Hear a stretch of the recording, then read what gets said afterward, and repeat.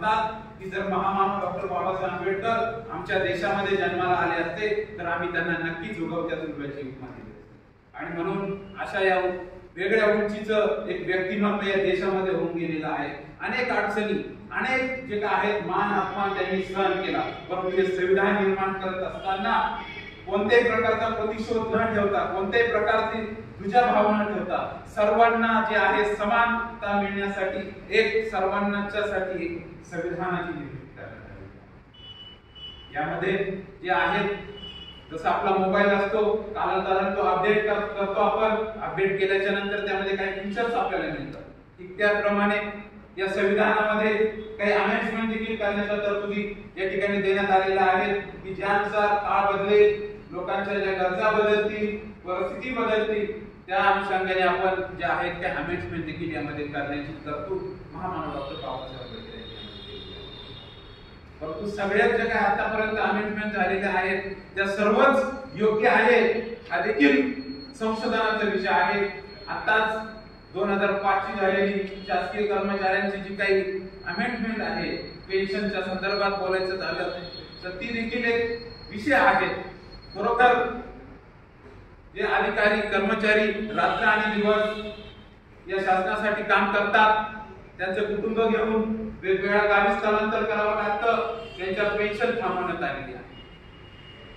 खरं तर हे राजकीय व्यासपीठ नाहीये, परंतु जे काही लोकप्रतिनिधी आहेत त्यांना पेन्शन मिळो किंवा नाही मिळो याबद्दल मी काही बोलणार नाही, परंतु प्रत्येक तरुणाला त्यांना पेन्शन दिली जाते आणि आपल्यावर का ही वेळ येते हा देखील एक संशोधनाचा मुद्दा आहे।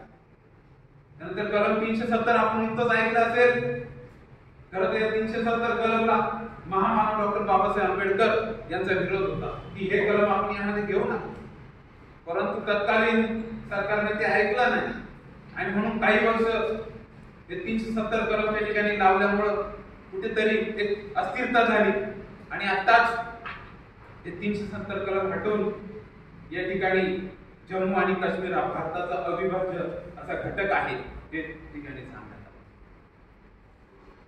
हिंदू कोड बिल असेल, ज्यावेळेस महामानव डॉक्टर बाबासाहेब आंबेडकर यांनी संसदेत हिंदू कोड बिल मांडलं, ते खरोखर त्यामध्ये काय होतं हिंदू कोड बिल मध्ये या ठिकाणच्या प्रमुख सन्माननीय उपायुक्त मॅडम आहेत, एक स्त्री आहेत, आपल्या देशाच्या राष्ट्रपती या देखील एक महिला आहेत, राज्याच्या मुख्य सचिव माननीय सुजाता सोनिक मॅडम या देखील एक महिला आहेत आणि या महिलांना एक समान दर्जा देण्यासाठी मग तो वारसा हक्क असेल, विवाहाच्या संबंधित काही तरतुदी असेल, पुनर्विवाह असेल, आंतर जातीय विवाह असेल, घटस्फोट संबंधीचे काही कायदे असतील, संपत्तीमध्ये समान वाटा असेल, या सर्वच्या सर्व ज्या काही बाबी आहेत त्या हिंदू कोड बिलमध्ये मांडण्यात आल्या, परंतु तत्कालीन सरकारने ते नाकारल्यामुळे महामानव डॉक्टर बाबासाहेब आंबेडकर यांनी हिंदू कोड बिलाचा खूप झाला आणि म्हणून मी या मंत्रिपदाचा राजीनामा देतोय सांगून ते त्यातून बाहेर पडले। परंतु कालांतराने ज्यावेळेस माजी पंतप्रधान इंदिरा गांधी हे सत्तेत आले, त्यांनी या बिलाचे 4 वेगवेगळे भाग करून ते लागू केलं आणि त्याचाच परिपाक म्हणून आपण बघतोय की या महिलांना पुरुषांच्या खांद्याला खांदा लावून या ठिकाणी अधिकारी म्हणून, कर्मचारी म्हणून या ठिकाणी आपण बघतोय। त्याचप्रमाणे आपण जे आहेत वट सावित्रीची पूजा करतो, परंतु त्या सावित्री मायेला आपण कुठेतरी विसरलेलो आहोत। त्याच्या सावित्री मायेने पुणे या ठिकाणी भिलवाडा येथे पहिली मुलींची शाळा काढली आणि शिक्षणाचा अधिकार त्यांनी उपलब्ध करून दिला। आज सांगायला अगदी शोकांतिका वाटते की आपण अगदी महापुरुषांची देखील विभागणी केलेली आहे। छत्रपती शिवाजी महाराज म्हटलं की अनुकामुक या समाजाचे, डॉक्टर बाबासाहेब आंबेडकर म्हटलं की दलितांचे, महात्मा फुले म्हटले की माळ्यांचे, अशा पद्धतीने महापुरुषांचेच नव्हे तर रंगांचे देखील आपण विभाजन केलेलं आहे। हे कुठेतरी थांबलं पाहिजे। हे संविधान फक्त काही विशिष्ट समुदायासाठी नाहीये। आपण बघितलं असेल या संविधानाच्या माध्यमातून सर्व स्तरातील एससी, एसटी, ओबीसी, ओपन या सर्वांना जे आहेत तर त्या ठिकाणी ती जागा देण्यात आलेली आहे। म्हणून ही महापुरुषांची विभागणी आपण थांबली पाहिजे।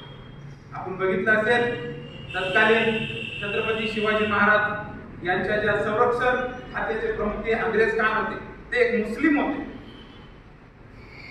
18 पगड जातीला एकत्र करून ठेवणारा जो काही व्यक्तिमत्व होतं ते छत्रपती शिवाजी महाराज.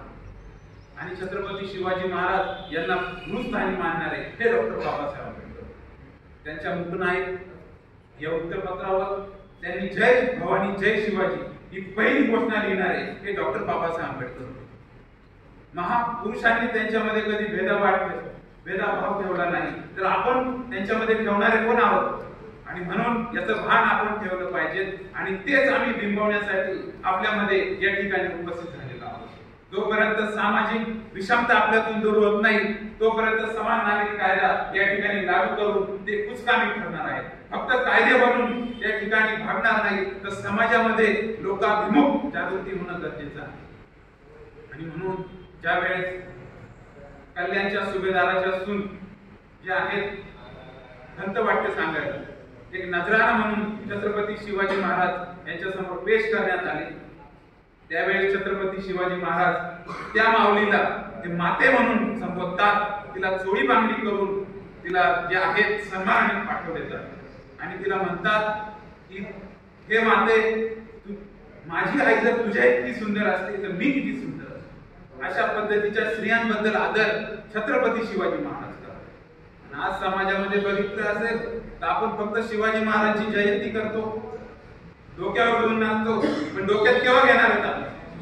आणि म्हणून या जे काही महापुरुष आहेत यांचे विचार जोपर्यंत आपण डोक्यात घेत नाही